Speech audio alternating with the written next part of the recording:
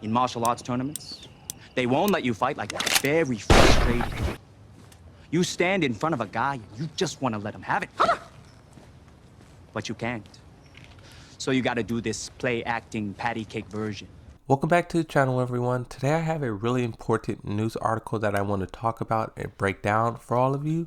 One thing that I want to say before this video jumps off is I am feeling a little sick today, but I am still going to try and make this video the best I can and explain everything the best that I can, right? So this video is going to be about Fei Long of Street Fighter and also Law of Tekken. Both of these characters is based on Bruce Lee. And even though this news article is about Fei Long of Street Fighter, everything that is said here can be very easily applied to Law as well. The headline on this news article says Street Fighter V composer explains why we'll likely never see Fei Long return ever again. Where I want to start reading, it says, according to Daniel Lidholmes, that's the composer for Street Fighter V, we, and then it's a quote, won't see Fei Long again, ever. Lidholm claims that he has multiple sources, even outside of Capcom, that have told him why this is the case. Another quote here says, friends of mine in the US who are very close friends with the Lei family have basically said any kind of resemblance to Mr. Bruce Lee is now omitted for comedic effect.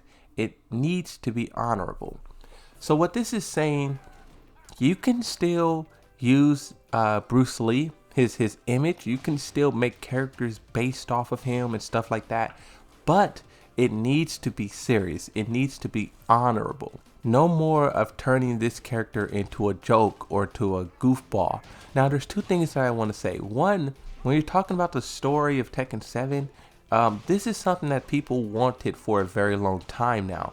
People wanted Paul Phoenix and Law, their stories to be more serious, their stories to be more impactful. These two characters are the most popular in the game, but they're irrelevant jokesters.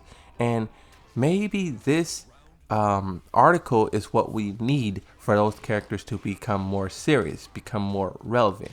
Now, the reason why I think the Lei family has now taken this stance is because of, there's a movie directed by Quentin Tarantino, Once Upon a Time in Hollywood.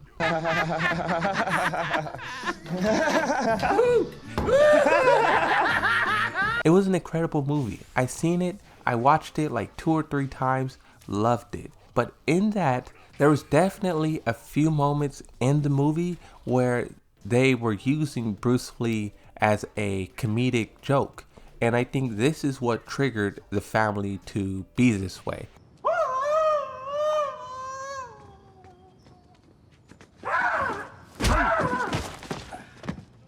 Not bad, Kato. Try that again.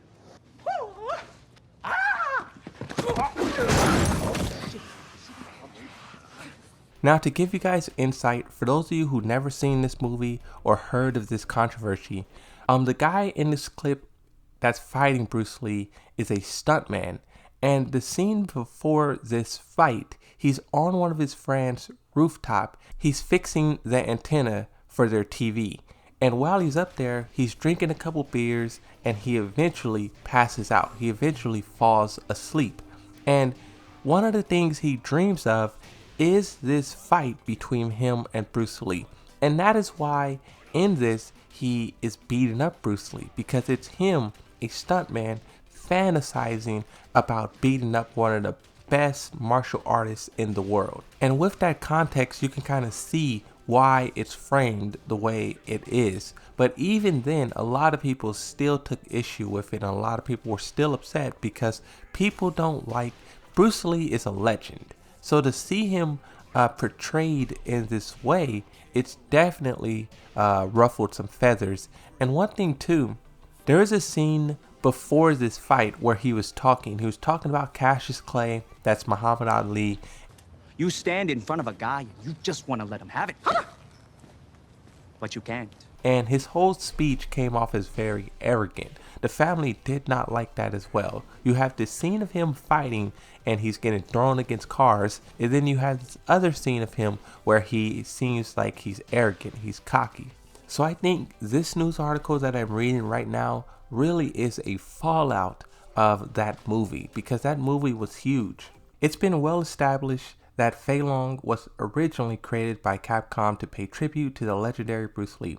Fei Long is one of the first characters to pay homage to Bruce Lee, but he is still predated by Kim Dragon from World Heroes and Liu Kang from Mortal Kombat. Quickly talking about Liu Kang, I think Liu Kang is enough of a distinction from Bruce Lee to be okay. And also, Liu Kang isn't a joke. He's a very serious, very powerful. Liu Kang is a perfect portrayal of Bruce Lee. On the other hand, Fei Long predates Han Fu from Fatal Fury and Martial Law, as well as his son, Forest Law, from Tekken. The quote says, "That's why we won't see Fei Long again, ever."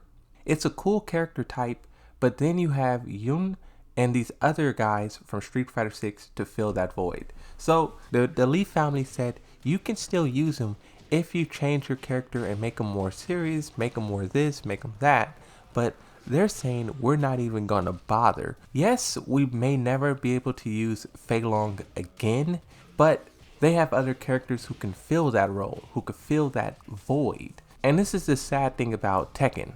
We don't have a character that replaced Law. I think if they did go the path of changing Law's personality and changing Law's outfit, maybe some aspects of his story, I think Law is still a popular enough of a character to maintain his usage, to maintain his fan base. We have to remember, Law is a very popular character, top 5 in the whole entire game. If they had to make subtle changes to the character to get around this whole Lee controversy, I think Law will come out unfazed regardless, because he's just that popular of a character. Whether they give him some total redesign similar to what they did with Armor King or Kunimitsu, I think all of the Law mains will still gravitate to this character in Tekken 8, and I don't see this really slowing down that character's growth. Law is such a popular character, and I think if they did have to change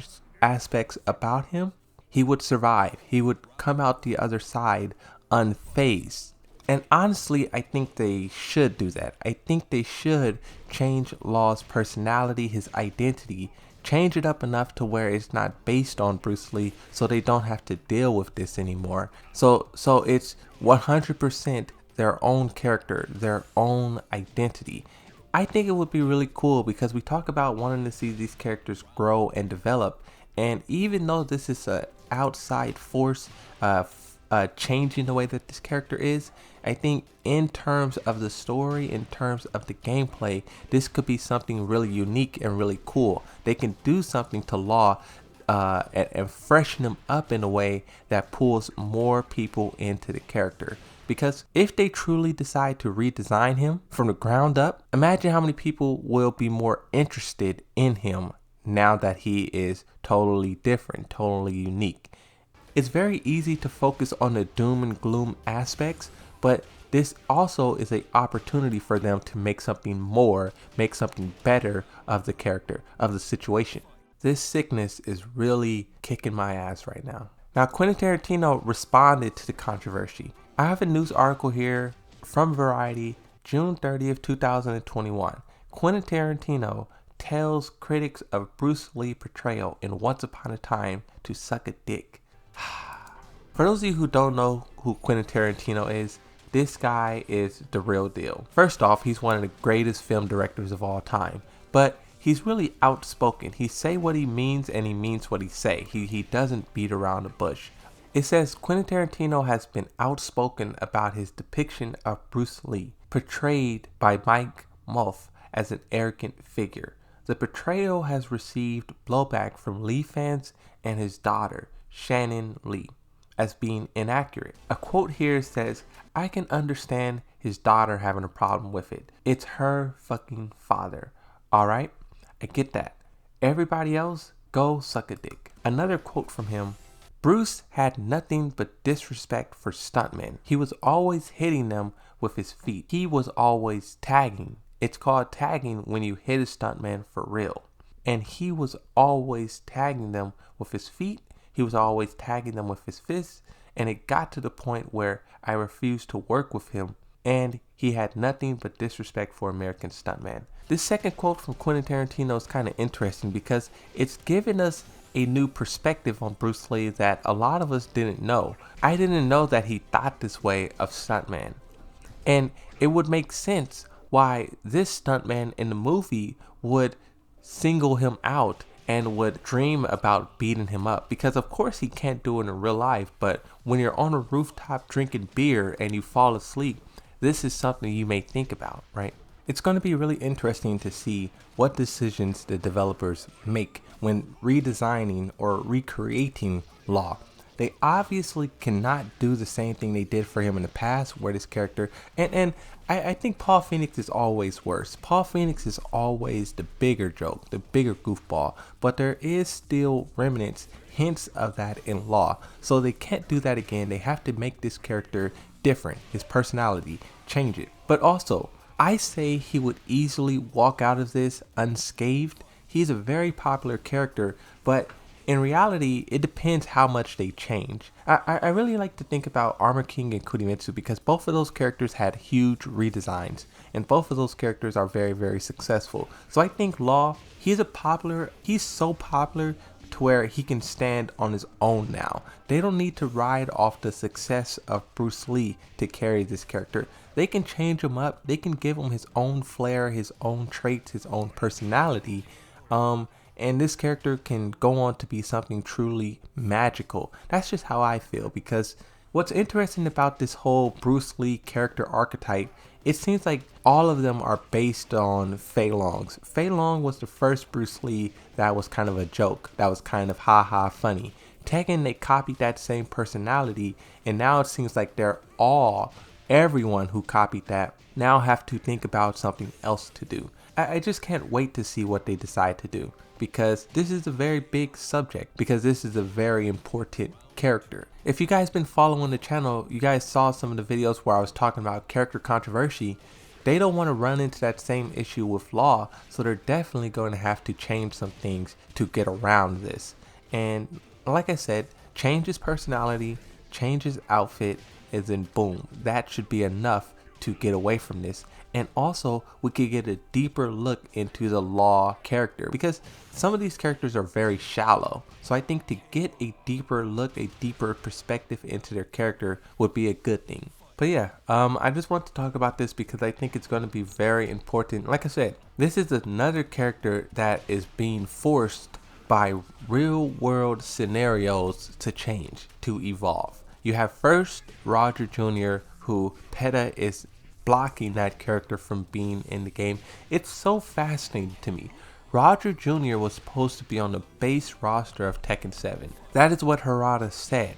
And then now you have force law, martial law, where they may not be able to show up. They may not be able to be in the game unless they scrap all the fun and games and they make this character serious. Now, for all the law mains out there, I ask you guys a question. Would you guys be accepting of the character if he was no longer this comedic goofball, and if he was now just like serious? Would you guys be okay with that? Or would you think this is not my character anymore and I'm gonna play something else? It's kind of a weird situation that they're put in, but it's like there's a few ways they can survive it. There's a few ways they can scathe it. But it's really just gonna come down to if they want to put that much time and resources into changing the character. Like Street Fighter, they said, we're not gonna do this. We're not gonna play these games and try to tweak our character and this and that. We have other characters who can fill that role, other characters who can do the exact same thing, and we'll just use them. And I wonder, what will Tekken do? Because there is no Law clones in Tekken. There is no replacements. So their only option is to change Law or to give up on the character and no longer use him, right? That's their two options. But I just want to cover this news article because I thought it was very important, and it's definitely going to shape Tekken, Tekken 8 and how that game flows. Law is a very important character, just like Paul Phoenix. So what happened to these characters is crucial. But that's it. Thanks for watching. I'll see you guys next time. Bye bye.